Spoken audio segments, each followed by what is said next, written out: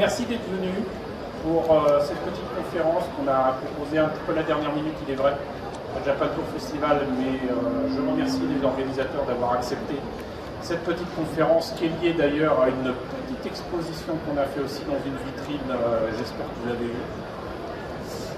Donc, pourquoi qu'on est là?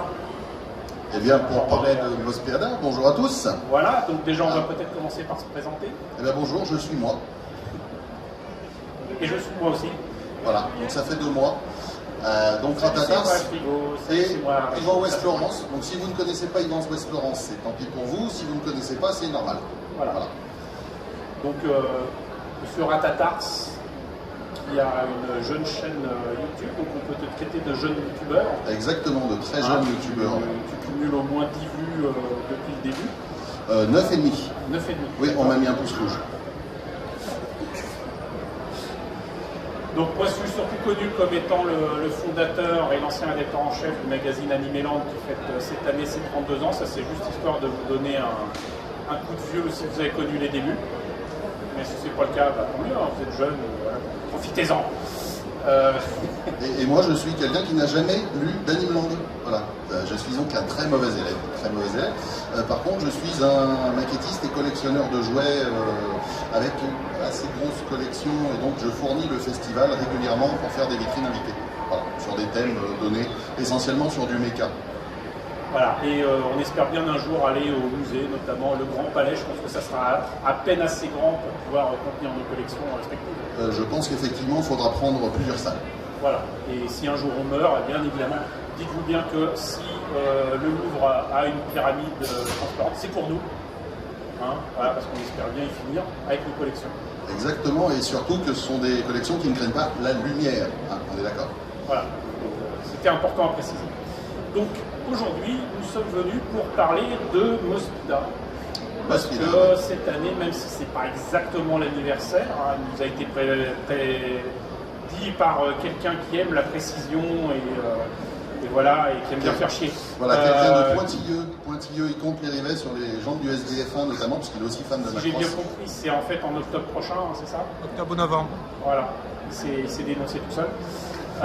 Mais bon, tant pis, on a l'occasion là de fêter les 40 ans de Mospeada. Il n'y a pas de raison, puisque l'année dernière, on fêtait les 40 ans de Macross. Donc il n'y a pas de raison, on va parler de tout ça. Alors pour ceux qui ne le savent pas, Mospeada, c'est ce qu'on connaît surtout en France comme étant la 3e génération Robotech. C'est ça, ça nous est arrivé par Robotech, effectivement. En 1987, je n'ai pas précisé le mois parce que moi je suis comme ça. Et donc on ne connaît vraiment que la version française, j'allais dire même américaine. Même américaine. De la série.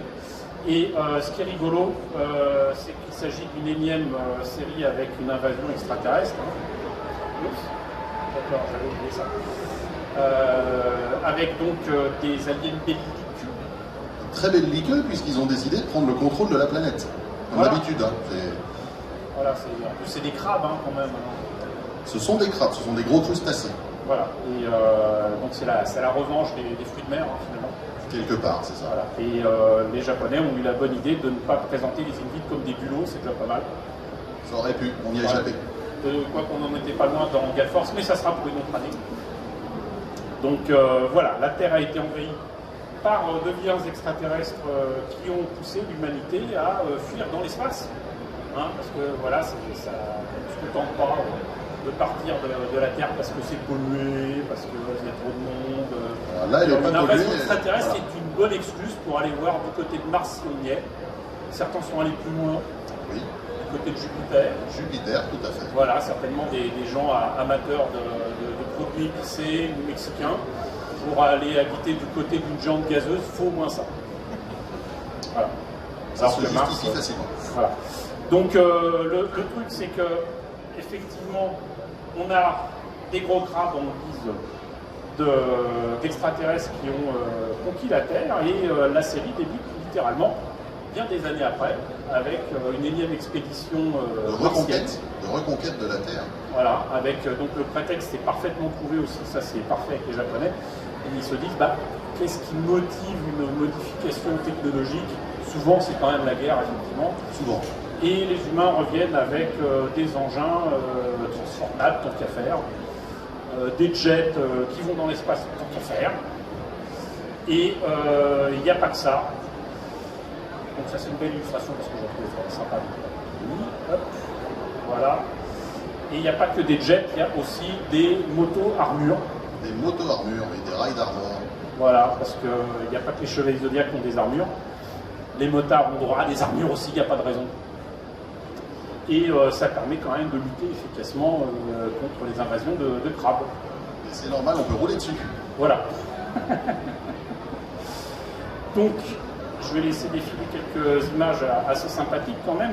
On a quand même un monde humain, la Terre, qui non seulement a été envahi, mais c'est presque un peu post-apocalyptique, parce qu'il y a des survivants, mais ils vivent finalement dans des ruines.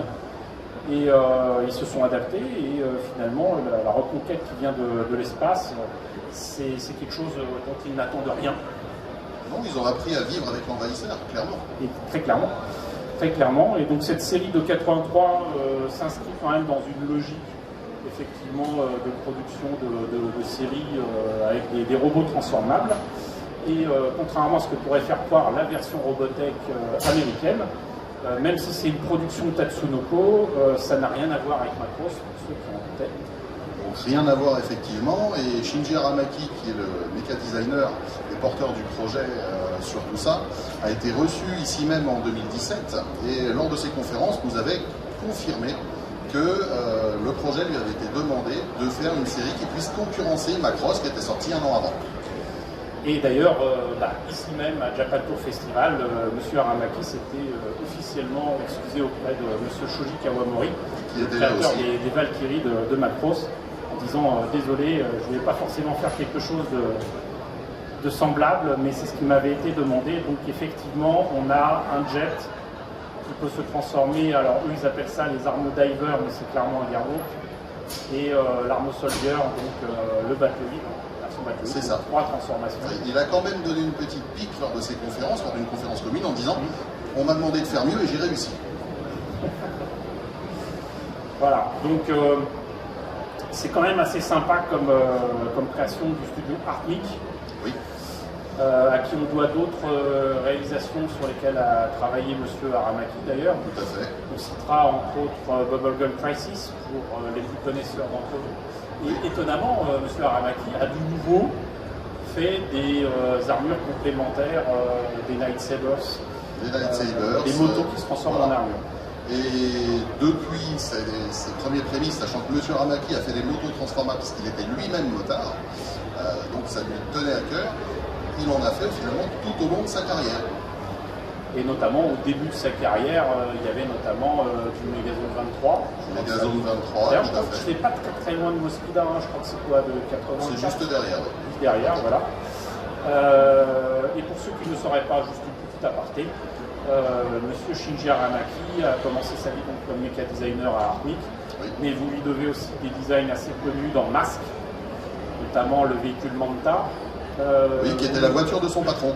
Voilà, si vous voulez savoir.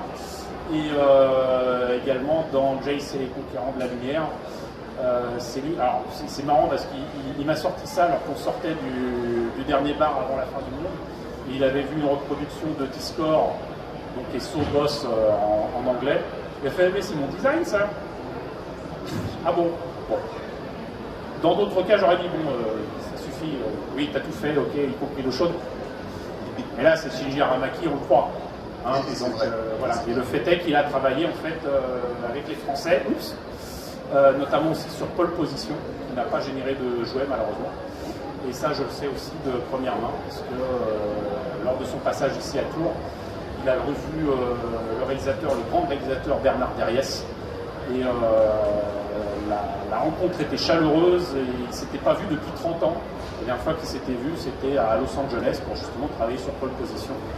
Donc voilà, sachez-le, M. Shinji Aramaki n'est pas n'importe qui. Et voilà, et depuis vous le connaissez comme réalisateur, puisque entre autres il a fait des films comme Appleseed, il a fait une nouvelle adaptation de Ghost in the Shell. Starship Troopers également, les versions animées. Voilà.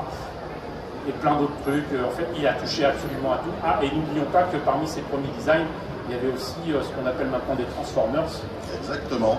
et parmi lesquels, si je me rappelle bien, Soundwave. Soundwave. La génération 1 Soundwave, c'est un design qu'il a créé, notamment. Voilà, il a travaillé sur du Diaclone, Oui. etc., etc. Bref, un grand monsieur qu'on aime beaucoup. Un grand monsieur, pas grand, mais très grand. Voilà, donc du coup, je suis allé un peu loin là, du coup, dans les images, mais je tenais quand même à développer un tout petit peu autour effectivement des designs. Et le fait qui m'a toujours amusé, c'est qu'en fait, en France, beaucoup de Français connaissent Mosquida parce qu'en France, on a eu les jouets et les maquettes avant de voir la série. Mais ça, c'était typique. On a eu énormément de jouets, de maquettes, de trucs qu'on n'a jamais eu en France, en fait. Hein. C'est ça. On a eu des imports, en fait, parfois plus ou moins légaux, mais de design qu'on n'a jamais connu, finalement, les animés. Voilà. À commencer par les Shogun Warriors, par le biais de Mattel, avec le succès de Goldorak.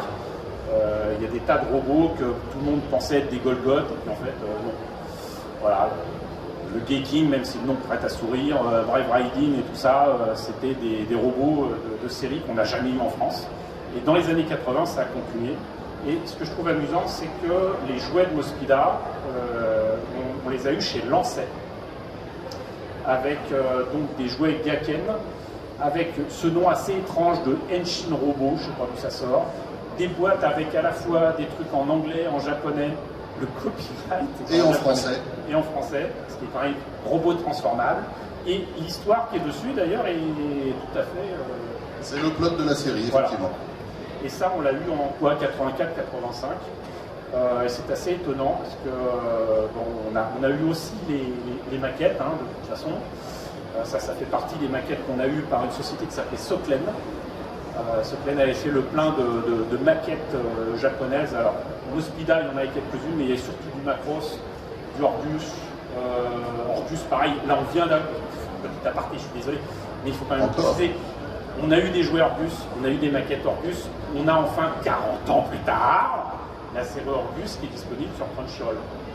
Voilà, si vous voulez voir par politesse et par curiosité, voir ce que ça donne, allez-y, c'est toujours rigolo. Moi je m'y attendais plus, hein, franchement. Voilà. Mais voilà, Orgus, on l'a eu, et on a eu des maquettes comme ça en France. Ça, c'est des sur lesquelles, je le rappelle, on n'avait aucun support visuel qu'on connaissait. C'est-à-dire qu'on voyait les maquettes en rayon, on se disait, mais ça sort de quoi? On ne savait pas.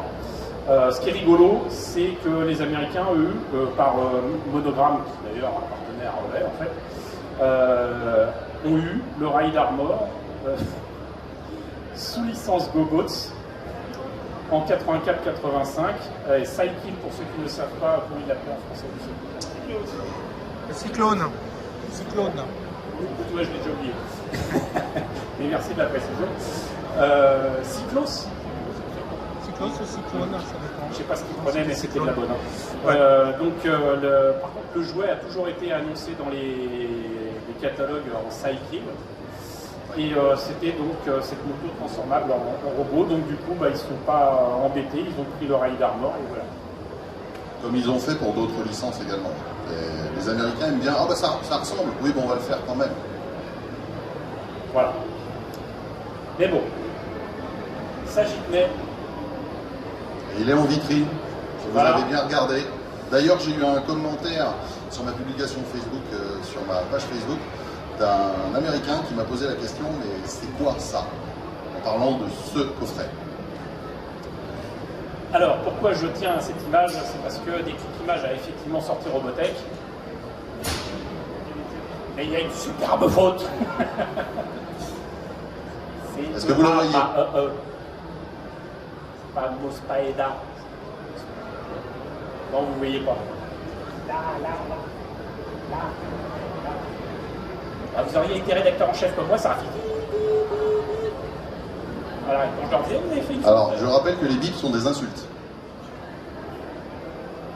Voilà, d'habitude, c'est des noms d'oiseaux, mais bon, depuis qu'on sait que de toute façon les oiseaux sont des descendants des dinosaures, on est. Mais voilà. Donc, le fait est que Mosquida, mine de rien, on sait maintenant qu'il a la série avait un méca designer qui nous est pas inconnu. On sait que les jouets et les maquettes nous étaient pas inconnus, mais la série, mine de rien, avait quand même d'autres artistes, d'autres gens qui y ont participé. Vous connaissez, mine de rien. Et là, si je vous montre ce dessin, c'est pas pour rien. Les plus connaisseurs d'entre vous auront peut-être reconnu le trait de Yoshitaka Amano. Et là, vous dites, mais c'est qui? Levez la main ceux qui connaissent Yoshitaka Amano. Bon, c'est-à-dire que vous avez gagné un point chacun. Un bon point. Bon, alors visiblement, pour ceux qui ne savent pas, Yoshitaka Amano, il est surtout connu pour son travail en illustration sur je pense, les premiers jeux Final Fantasy. Encore peut-être a-t-il participé à d'autres. Il a participé aux premières séries de la Tatsunoko, notamment ce qu'on appelle nous la bataille des planètes, mais c'est Gatchaman. Mais il a fait plein d'autres trucs pour la Tatsunoko. Qu'est-ce qu'il a fait d'autre de très connu finalement? Le reste n'est pas connu en France, hein, parce que l'œuvre de l'ange, je crois que c'est jamais sorti en France. Hein.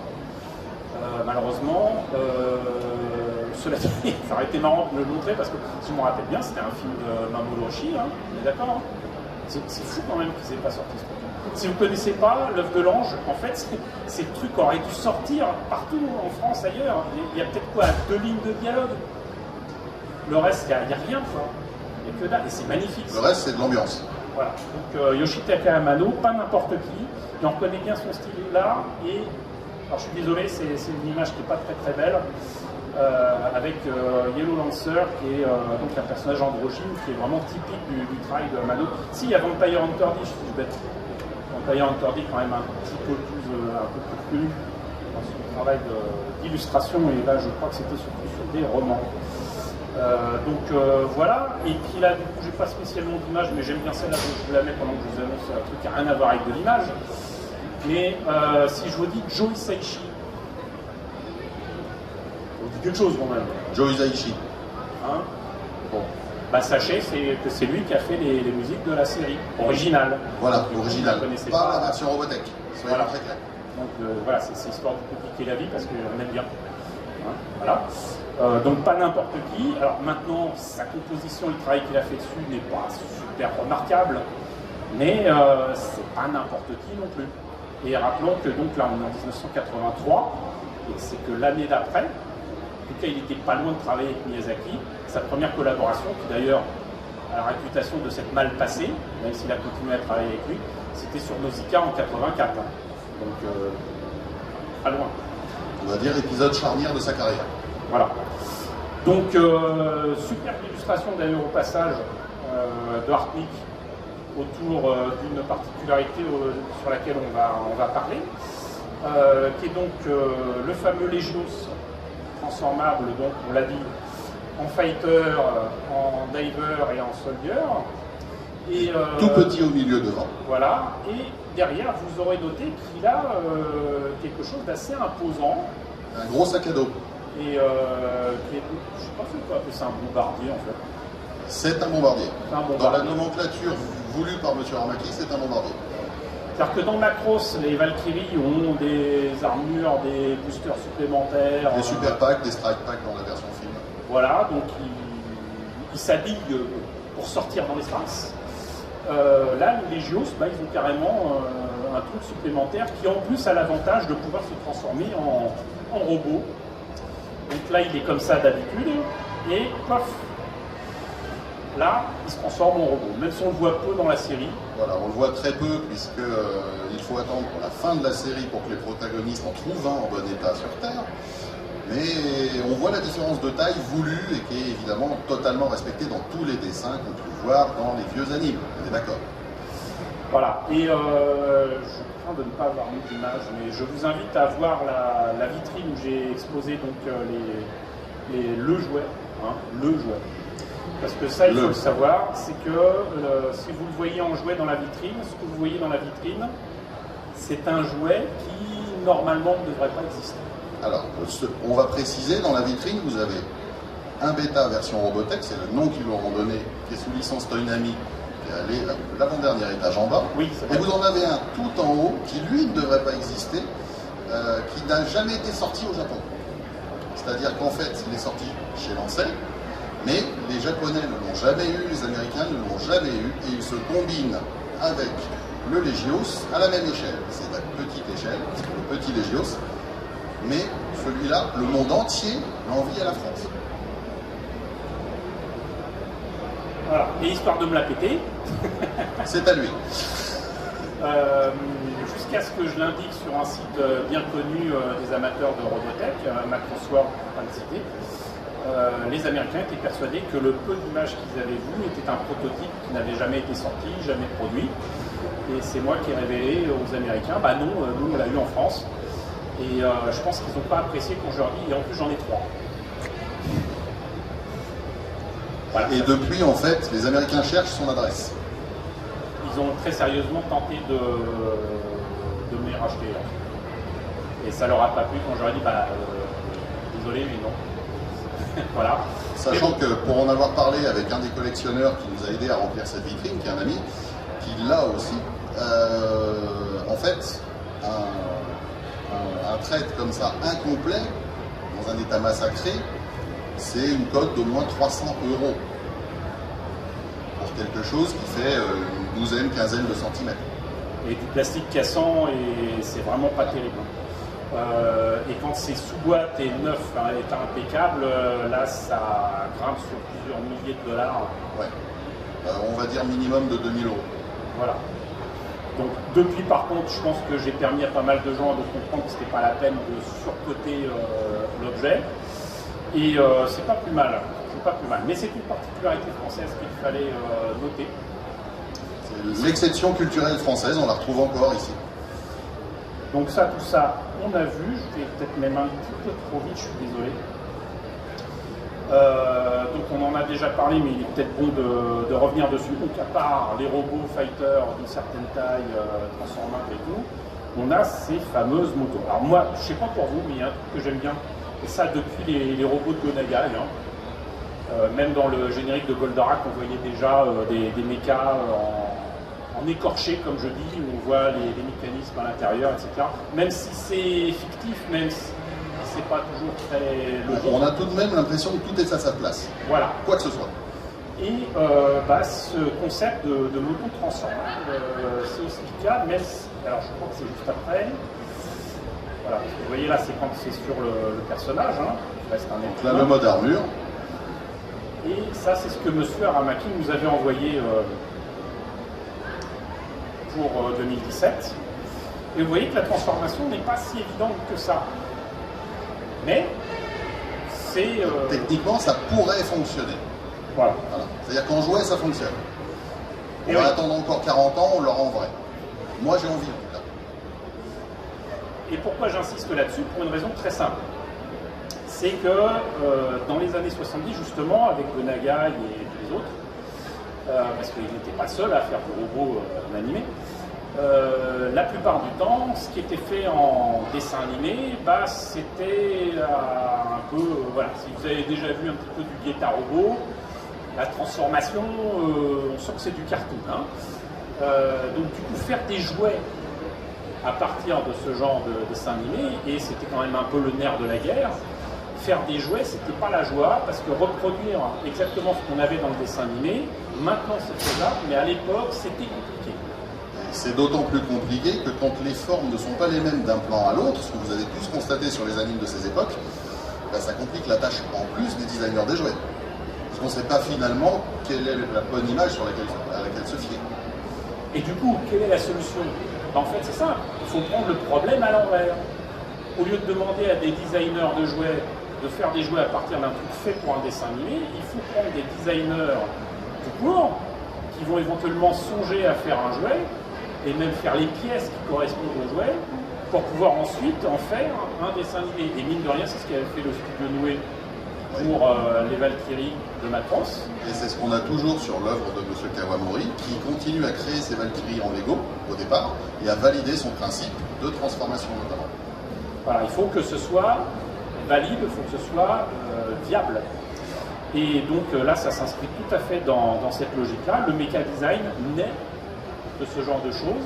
Et c'est encore plus valable avec un marché qui est né en 1980 avec les Gunpla de Bandai, Et là, c'est quand même assez amusant, j'insiste là-dessus pour une raison très simple, c'est que tout le monde part du principe que Bandai a toujours fait des maquettes de Gundam. Le succès de ces maquettes est un hasard complet. C'est juste que la société Clover, qu'on a connue en France, mine de rien, parce qu'on a eu des jouets Gundam aussi, hein, tant qu'à faire, les jouets Clover et la société Clover a disparu. Ça a laissé le champ libre à Bandai qui n'avait par contre les droits que pour les maquettes Gundam. C'était moins cher, il y en avait plus. Les gens sont précipités dessus, ça a totalement développé le marché, mais pour autant il y avait ce souci de, comment dirais-je, de faire un objet qui était proche de ce qu'on voyait à l'écran. Donc ça c'était vraiment le problème essentiel, et c'était pareil pour les vaisseaux de Yamato d'ailleurs. Mais un vaisseau spatial, c'est plus facile à reproduire, et c'est pas transformable. Rarement transformable. On va y revenir. Mais du coup, s'ajoute la question de faire un robot qui ressemble, c'est bien, mais si en plus il doit être transformable... Il faut de la pertinence en fait. Voilà. Et là, on arrive sur des jouets de plein de sociétés. Je pense immédiatement à Takara pour Diaclone notamment. La modularité, la transformation des jouets, notamment chez Takara, c'est assez amusant, vient de... C'est complètement fou de se dire ça, mais chez Takara, Diaclone et Micronaut, là je complique un peu les choses. Diaclone et Micronaut, ça a été fait à partir d'une figurine qui était en fait de la taille des G.I. Joe pour une raison très simple, c'est que ça reprenait les G.I. Joe américains. Et pour éviter que ça soit trop évident que c'était repris de la figurine américaine, les Japonais, qui sont des petits coquinous, avaient fait la figurine en transparent, avaient remplacé la tête par une espèce de tête de robot qu'on pouvait remplacer par autre chose, et avaient eu l'idée géniale, exactement comme pour les G.I. Joe, d'habiller le super-héros du gamin. Le gamin avait le Henshin Cyborg, et le Henshin Cyborg était donc une figurine transparente dont on pouvait changer les têtes, dont on pouvait changer les costumes, et on pouvait en faire un Ultraman, on pouvait en faire un Mazinger, on pouvait en faire tout ce qu'on voulait. Et c'était le jouet modulable à volonté. Et ça date de 74 à peu près. Par contre, 74-75. Voilà, les figurines étaient par contre beaucoup trop grandes, peut-être un peu trop chères pour les Japonais. Du coup, ils ont fait des figurines plus petites. Et là, ils se sont dit, compliquons encore les choses, on va faire des objets du quotidien, oui, parce qu'ils en ont fait encore plus petits. Mais ils ont fait des objets du quotidien qui se transforment pour faire en sorte d'avoir deux jouets en un. Et ils ont fait des micronautes dont des cassettes audio se transforment en hélicoptère, en moto. On a eu donc Soundwave. Alors, Voilà, en fait ça a donné finalement les micro-cassettes qu'on peut avoir avec Soundwave et qui sont apparues juste derrière quand la licence a été rachetée pour créer Transformers en fait à partir de ces deux licences. Voilà. Donc tu vois, je complique un peu les choses, mais c'était nécessaire de revenir là-dessus parce que du coup on retombe sur M. Shinji Aramaki et son travail sur les Diaclones, sur les jouets transformables, sur les objets transformables, et là on comprend qu'en fait, mine de rien, ces dessins animés sont un prétexte pour vendre du produit dérivé. Il faut quand même bien être honnête. Hop. Pour autant, ça fait quand même des jolies illustrations, des trucs assez sympas. Oui, ouais, ça va parler forcément. Qu'est-ce qu'on peut dire sur ce Ride Armor? Ce Ride Armor donc, reste un design réaliste. Donc il faut savoir, comme je vous l'ai dit tout à l'heure, que Shinji Aramaki était motard. Et il y avait énormément de prototypes à l'époque. La moto japonaise prenait énormément d'essor au niveau des marques, ce qui fait qu'il avait énormément de modèles. Et ce qu'il a eu tout au long de sa carrière finalement, quand on regarde les designs qu'il a pu faire au fur et à mesure, on voit les influences des différents constructeurs et ses préférences également, si vous analysez. Et si on regarde, on peut imaginer une moto pleinement fonctionnelle en fait. On a tout. On a un guidon, on a une fourche, avec certes des petits additifs, on va dire. On a des balancements, on a un moteur au milieu, on imagine à combustion, puisqu'on a même des pots d'échappement sur ces Ride Armor.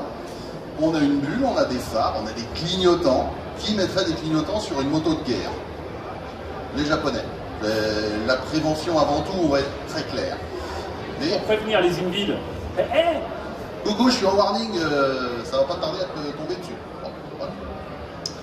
Et le Ride Armor donc, a une protection, je dirais, typé soldat, avec des épaulettes, une armure corporelle à laquelle viendra se rajouter l'armure composée par la moto. Et on a un casque avec une visière. Alors il faut savoir que les casques sur les motos, à l'époque, c'était pas obligatoire. Mais ça fait quand même vachement plus classe. Mais on a quand même plein d'épisodes dans lesquels ils n'ont pas leur casque. Zéro pointé niveau sécurité. Moi je dis ça, je dis rien. Oui, je suis motard. Et voilà. Voilà, donc, on va revenir un tout petit peu là-dessus. C'est vrai qu'on l'a peut-être pas précisé, mais la moto est quand même aussi dans le Légios aussi. Voilà, en fait la moto, le Ride Armor, est un véhicule de secours quand le pilote du Légios s'est fait écraser. Donc j'ai dit volontairement se fait écraser, puisqu'il peut se faire détruire par les ennemis invides. Il peut s'écraser tout seul parce qu'il a une panne, on le voit dans certains épisodes, pensez-y.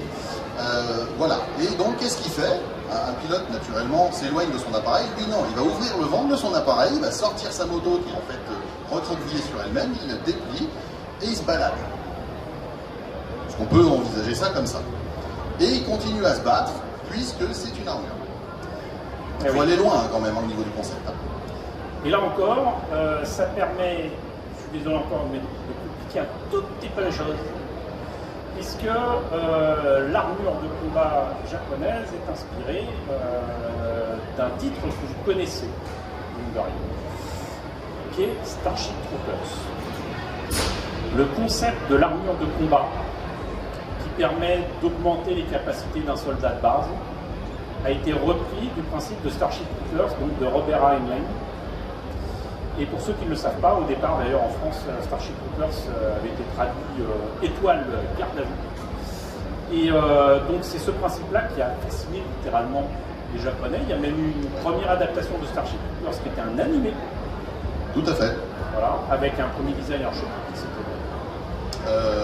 Kazutaka Miyakaze de mémoire. Ah oui. Qui a fait du Macross également. Voilà, pas n'importe qui, donc chez Studio Nue, le maître en fait de Kawamori, à qui on doit le design de tout le reste de Macross, le SDF1, les Entradi, etc. Mais il n'a pas fait que ça, il a travaillé sur Orbus, il a travaillé sur Gunbuster, mais aussi. Gunbuster, oui. Voilà. Bref, donc l'armure de combat, elle ne sort pas de nulle part. C'est un concept qui plaît énormément aux Japonais et qui est quelque part logique et qui pourrait même être développé actuellement avec les exosquelettes de l'armée. On y arrive, on y arrive. Il faut patienter encore un petit peu, tout le monde en aura un. J'espère, parce que moi j'en aurais bien besoin. Et donc cette armure de combat, elle ne sort pas de n'importe où et c'est littéralement continuellement cité par les méca designers qu'on a rencontrés. À chaque fois, le maître d'œuvre, c'est Starship Troopers. Ça vient de là. Même Gundam. Les Gundam, sachez-le, on ne peut pas parler de robots, ils appellent ça des mobile suits, c'est pas n'importe quoi. Les Gundam, c'est des armures qui ne font augmenter la capacité du pilote, même si c'est une armure géante. C'est toute la différence que vous avez avec le robot de base qui n'est pas forcément contrôlé de l'intérieur ou qui est carrément un androïde avec une pensée propre. Voilà. Donc là, c'est une armure de combat et ça ne sort pas de n'importe où. On reste sur un outil militaire. Voilà. Et justement, puisqu'on parle de ça, notre ami Shinji Aramaki avait déjà révisé sa copie. Exactement, donc là on est sur une illustration de Monsieur Aramaki, qui est d'ailleurs reprise en couverture de l'artbook officiel sur Mospeda, qui date de mémoire de 2009. Je n'ai pas révisé mes étiquettes, mais c'est marqué en vitrine. On aime bien faire les choses de mémoire. Et donc, on retrouve donc, le design général du Ride Armor avec un design un peu plus actualisé. On a des phares lenticulaires, des choses comme ça qu'on retrouve sur les motos de l'époque, soyons clairs. Et on a un bazooka maintenant. Parce que qui peut le plus peut le moins, donc on a un bazooka. Et donc ça c'est pour vous parler finalement de quelque chose que l'Admiral Tatars va pouvoir développer plus facilement que moi, puisque l'idée s'était profilée quand même depuis longtemps de reprendre les concepts de Mospida et de faire de nouvelles choses, et notamment il y a cette image qui traîne un petit peu sur le net, où, si je me rappelle bien, c'est une vraie moto qui a été modifiée pour correspondre à... Alors, en fait, ça c'est un fan de la série, un fan japonais de mémoire, Là, je peux me tromper. Et ça ressemble plus à du travail japonais qu'américain. Américain, il y aura encore plus de choses dessus, qui a en fait pris une moto qui est en fait un CBR 600 Honda, puisque les échappements sortaient au bon endroit, et c'est pas trop compliqué la vie là-dessus. Et en fait, il a refait tout un kit carrosserie pour donner ça, qui fait suite au redesign par M. Aramaki lui-même de son Cyclone, en fait, de son Ride Armor. Et il existe toute une galerie de photos, c'est disponible en ligne, vous pouvez regarder, vous cherchez Proto Mospeda, et vous allez tomber, il y a même les images de la construction pour la manière dont il l'a fait. Sachant que donc M. Aramaki avait fait des dessins. Voilà, donc on avait des croquis, on avait des rushs un peu, qui posaient la base des nouveaux designs des cyclones. Je dis bien cyclone volontairement, parce que pour l'instant, il n'y a personne qui s'est retourné quand je dis cyclone. Et quand je parle cyclone, je vous parle Robotech. Et est-ce que là, on est encore dans Robotech? Il réveille pas ce Ah non, on n'est pas dans Robotech. Là, on est vraiment sur la série d'origine. Et pourquoi il a fait ces redesigns? Parce que, comme je vous l'ai dit tout à l'heure, tout au long de sa carrière de méca designer, il a créé des motos transformables. De mémoire, la dernière en date, c'est celle qu'on a dans Batman Ninja. Je ne sais pas si vous l'avez vu, le film.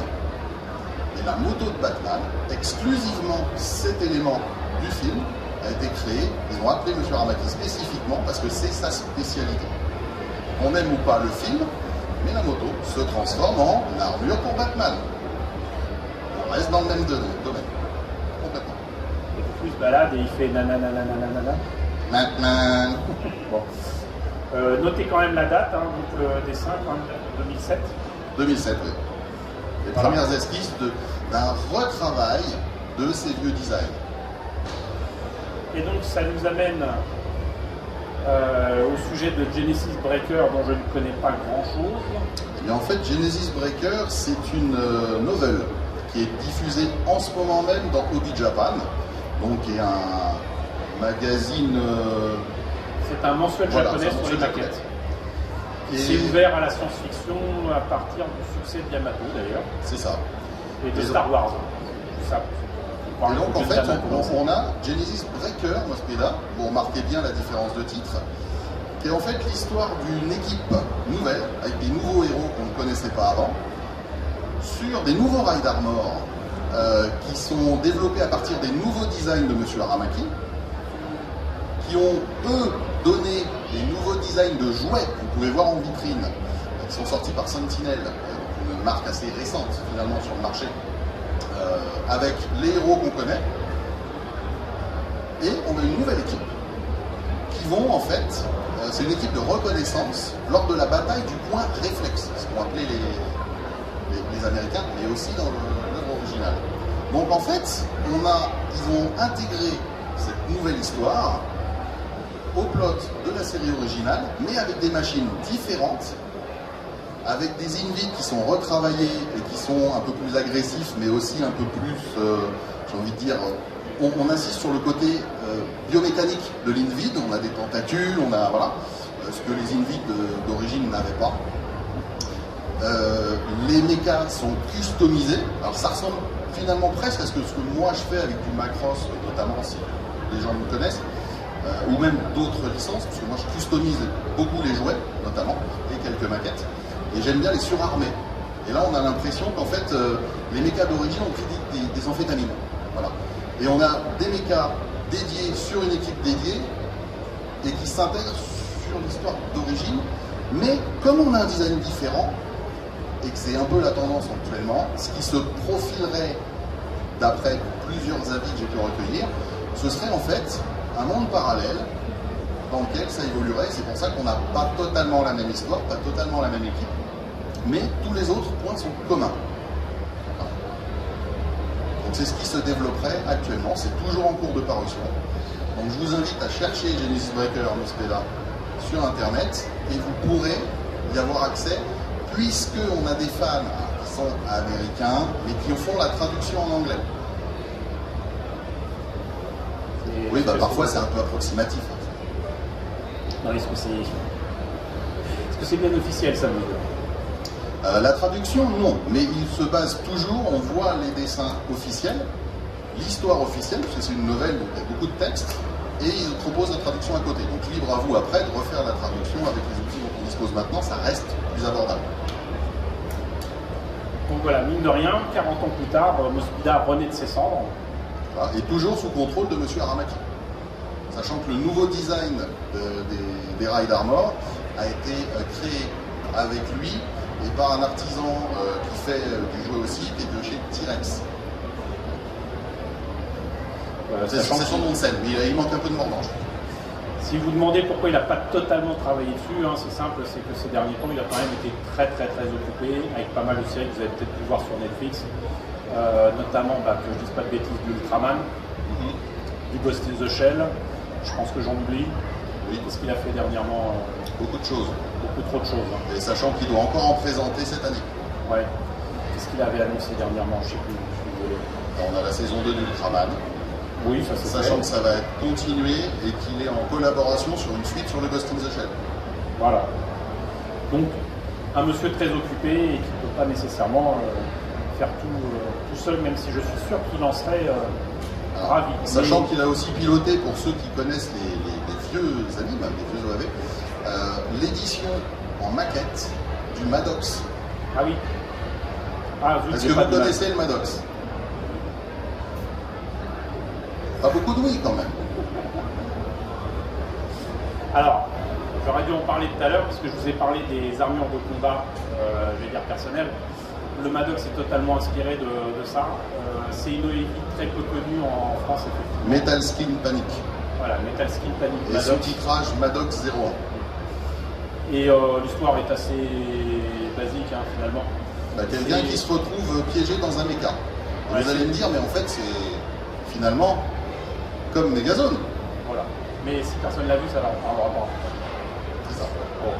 Et donc, tout l'épisode se tourne autour de ça, le gars qui essaye de sortir de ce méca. Et évidemment, comme c'est une arme hyper secrète et tout le monde lui tombe dessus pour essayer de la récupérer. Et il se fait même pousser par une autre armure. C'est ça. Enfin bref. En fait, ça fait depuis qu'il l'a sorti que M. Aramaki souhaitait voir son projet revivre, parce que lui, ça lui rappelle quand même des bons souvenirs. C'est la première fois où en fait il a tout conçu de A à Z sur l'OAV. Et on a enfin une maquette au 1/20e. Et voilà. Donc il est toujours aux affaires derrière. Sur les productions Sentinel, sur les rails d'Armor que vous pouvez voir en vitrine, je lui avais posé la question de savoir quand est-ce que la version de la demoiselle, Bouquette, allait sortir, puisqu'ils avaient sorti les 3 précédentes. Il m'a dit patiente un peu. Parce que oui, je communique en direct avec lui, c'est le privilège aussi d'avoir pu le rencontrer, c'est d'aller chercher les informations à la source. Voilà. Donc voilà. Et là, j'ai mis une image, c'était juste pour montrer que ces influences diverses, c'est pas seulement des trucs récents, mais notamment, si je ne me trompe pas, c'est un P51. C'est ça. Je valide la réponse. Les bandes noires, oui, c'est écrit sur les 51 Mustang avec les bandes noires et blanches. Les bandes d'invasion. Mospeada depuis le début, quoi. Voilà, c'est ça. Et qui on a le rapprochement. Parce qu'en fait, on est sur la 3e reconquête de la Terre, mais c'est une réinvasion de la Terre finalement, par les humains. Voilà. Et c'est pour ça que vous avez des bandes sur les Légios. Ça paraît logique une fois qu'on le dit comme ça. Voilà, donc je pense qu'on a fait un petit peu du cours, on a fait moins d'1 heure, donc c'est juste génial. On a complètement débordé le sujet, c'est moins génial. Et c'est comme d'habitude. Voilà. Qu'est-ce qu'on pourrait dire de plus sur Mospeada, à part laisser le micro à nos chers amis? Eh bien, ce qu'on pourrait dire, c'est qu'on espère un jour avoir une version française de la série d'origine. C'est vrai. On ne l'a jamais eu. On n'a que la version américaine, qui est donc mal titrée, avec les voix françaises. Et j'ai trouvé... Et la musique américaine. J'ai trouvé un coffret espagnol. Voilà, les Espagnols ont eu cette chance, parce qu'en fait, en Amérique du Sud notamment, ils sont extrêmement friands de Robotech, puisqu'ils ont aussi grandi avec, mais ils ont été chercher plus loin et ont réussi à avoir les doublages et à faire les doublages, en fait, sur la série d'origine. Voilà. Nous, on n'est pas assez friands. On est plus croissant au chocolat, mais pas friand finalement. Non, voilà.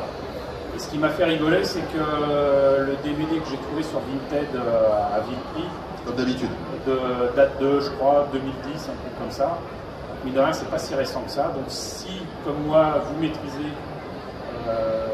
l'espagnol, si vous en fichez de ne pas voir ce titre, vous pouvez découvrir Mospeada quand même officiellement. Voilà, officiellement. avec un boîtier DVD qui n'a qu'un seul défaut, mais là encore c'est le rédacteur en chef qui a fait ils ont laissé les copyrights de Soft and Cross, mais c'est une autre histoire. Donc voilà, je pense qu'on a quand même grosso modo fait le tour, il est moins le quart. On nous a supporté quand même 3 quarts d'heure, on peut peut-être faire Et sans bailler, merci. Merci beaucoup. Si vous avez des questions, je peux peut-être faire passer le micro ou on va faire passer un autre peut-être, je ne sais pas. On va éviter de faire des larcènes.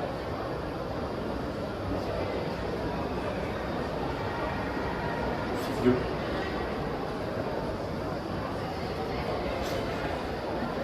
Je ne veux pas faire un Nicky Larsen. Est-ce que quelqu'un a des questions? J'ai utilisé le pluriel exprès. Non, t'en as pas. C'est vrai que tu ne vois pas, tu ne sais pas lire. Le secours catholique, c'est pas ici, monsieur. Pardon. Non, vraiment rien. Même sur Pamospina. Hein, et est-ce qu'on a répondu à vos attentes aussi? Oui. Bon. Bah écoutez, on a. Parce que ceux qui n'ont rien compris le disent.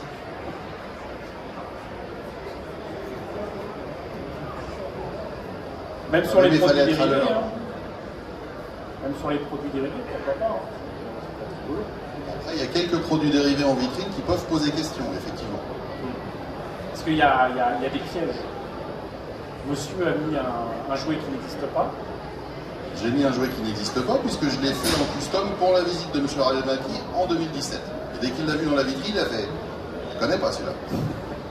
Et donc on en revient à la version féminine, parce que finalement ils ont voulu intégrer une protagoniste mais active, donc pas comme dans Macross quelque part, donc une femme qui se bat, une femme canadienne, cette chère Roquette, et donc la moto rouge, on l'avait eu quand on jouait avec les Gaken, on l'a eu ensuite chez CMS, vous l'avez en vitrine également bien plus tard, mais on ne l'avait pas sur d'autres échelles, on l'avait vite fait en maquette et pas en transformable, je tiens à l'indiquer.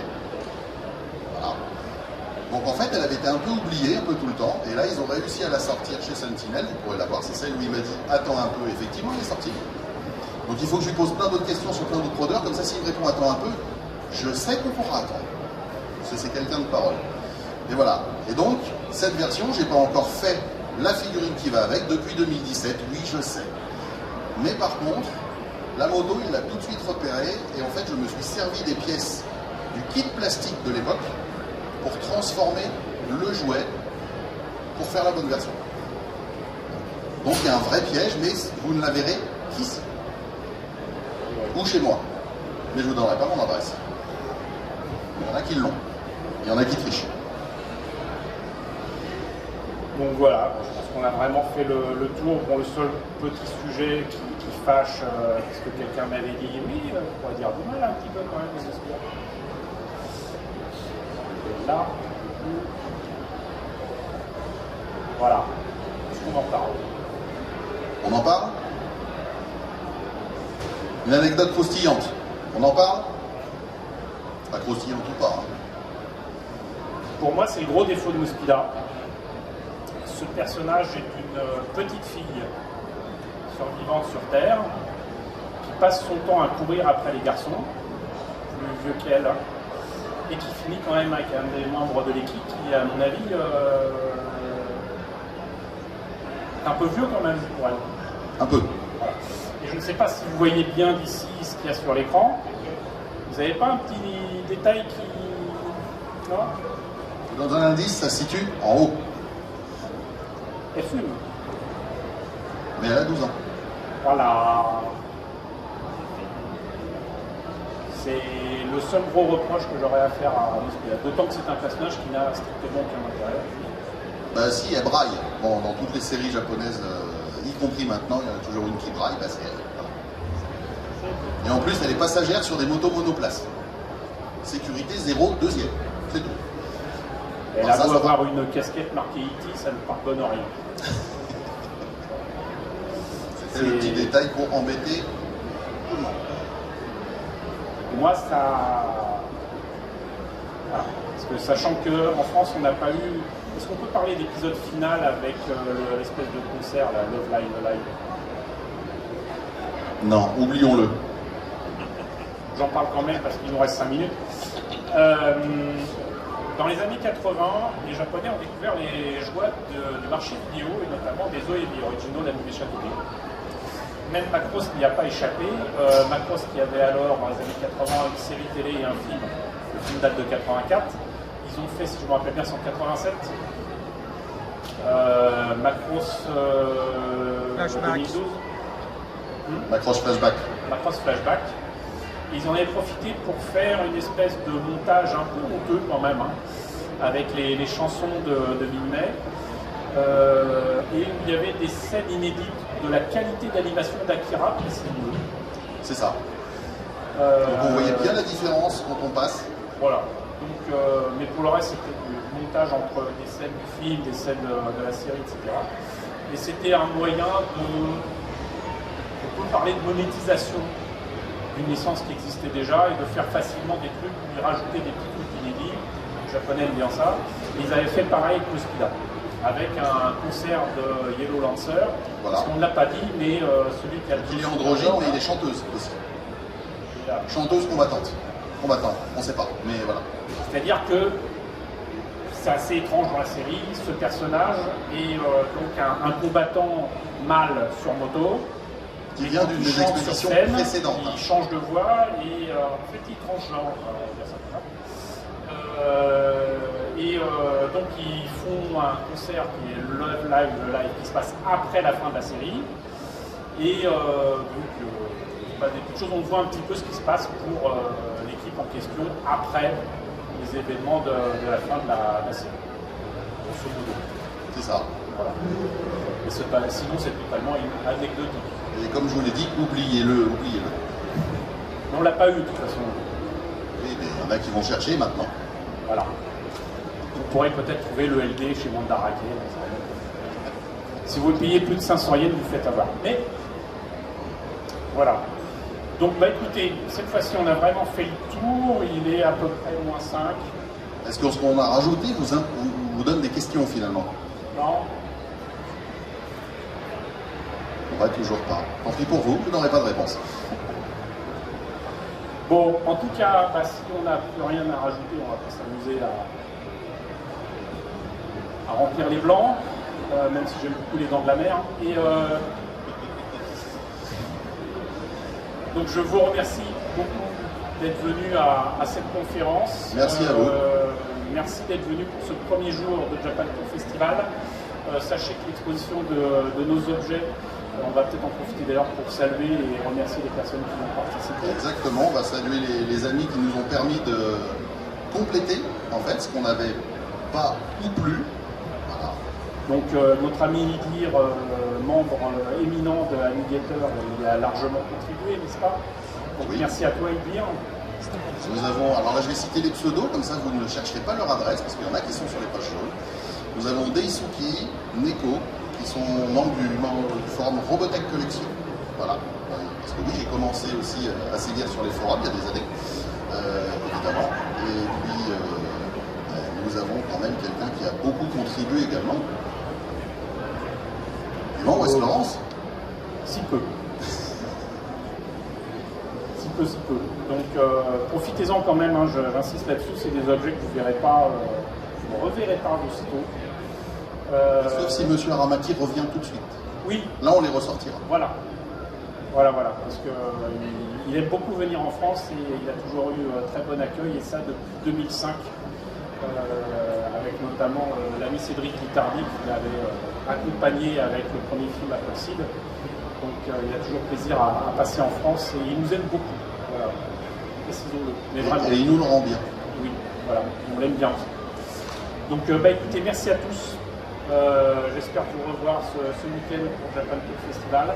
Est-ce qu'on a d'autres événements à annoncer pour nous deux pour les jours prochains? Encore des collaborations sur la chaîne de l'un ou de l'autre avec des sujets divers et avariés. Voilà. Parce qu'on parle de vieilles choses. Et sinon, pour moi, vous aurez la possibilité, si ça vous intéresse, de me voir tout seul cette fois-ci, bon, autour des jouets d'Albator. Ça c'est pour demain. J'en connais un qui s'intéresse, même s'il est en train de bailler aux corneilles. J'ai plein de choses à dire et je ferai plein de sujets, comment dirais-je, qui tourneront autour des jouets d'Albator, mais c'est le prétexte parfait pour moi de vous parler de CJ Arbois et de sociétés françaises et de trucs achetés, pas achetés, etc. Vous verrez, c'est passionnant et on reparlera encore de G.I. Joe, c'est très amusant. Donc si vous avez l'amabilité de revenir me voir demain pour Albator, ça sera parfait. Merci à vous, bonne soirée. Merci à vous.